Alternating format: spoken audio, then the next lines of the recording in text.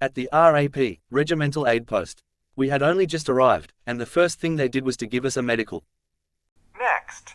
Did you get on the wine last night? As he pumped away on this thing around my arm. No. No, what?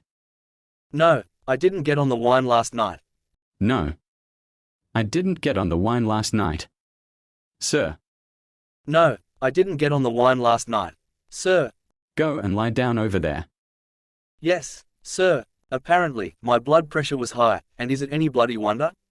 After I lay on my back in my undies for 10 minutes, he retested my blood pressure. Shit. It's even higher. Go on. Piss off. 30 years later I saw that medical report. The blood pressure reading was 140/90. Not bad for a skinny 19-year-old on his first day in the army. Next, the Psych Center. What a motley crew we were, a group of gangly teenagers who seemed to be all arms and legs. Standing in 2 ranks outside a red brick building somewhere in the bowels of Kapooka Army base, wondering what on earth we were in for.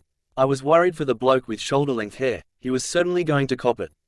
At least the rest of us had sense enough to get a haircut. We were ushered into classrooms with plenty of paper sitting on the desks. For the next few hours we were required not only to write our names a zillion times, but they actually gave us a number of tests. I recognized them from my school days. They were called aptitude tests then, and they were used to help us decide on a vocation for when we left school. They suggested I do engineering or printing, as apparently I was good at maths and fitting things together. I became a clerk, based on my results for the army testing. Although I didn't know it at the time, I was selected for officer assessment. So I think it is important to share with you how I conducted the tests. Because anyone who knows me will wonder how the army got it so right. You see, I left Cootamundra High School in 1967. With an average pass in the higher school certificate. That was the first year of this certificate. I did not matriculate. For the next 18 months I worked with the Forestry Commission as a clerk.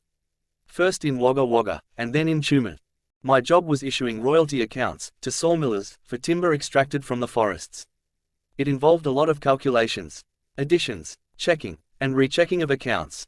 Each log was measured, and I had to calculate the super footage, grade the timber into its various categories, apply the current rates, total it all up, and Bob's your uncle. Although we had tables to use, I still remember the formula for calculating the super footage of a log: 1/4 of the center girth in inches, squared, multiplied by the length in feet, divided by 12. I think they just weigh the semi-trailers loaded with logs now. So how did that help?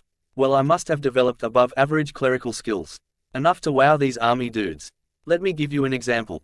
In the army tests, we had to check a sequence of numbers that were listed down the page. A normal person would check list A with list B 1 digit at a time. Because of my clerical work experience, I was able to go down 5 digits in list A. Then check the 5 digits against list B. I'd then check 5 more digits in list B. And check them back against list A. And so on. In effect, I was only moving from one list to the other after every 10 digits. Not for each single digit as most people do.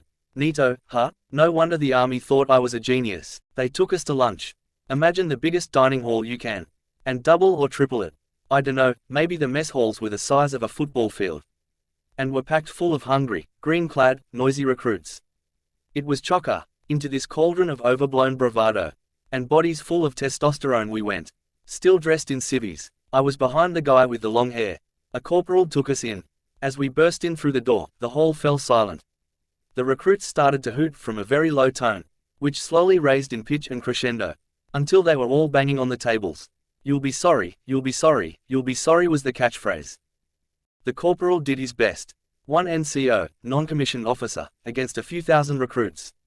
He shouted at them, "Shut your fucking mouths, shut your fucking mouths." They did fucking quieten down. Eventually,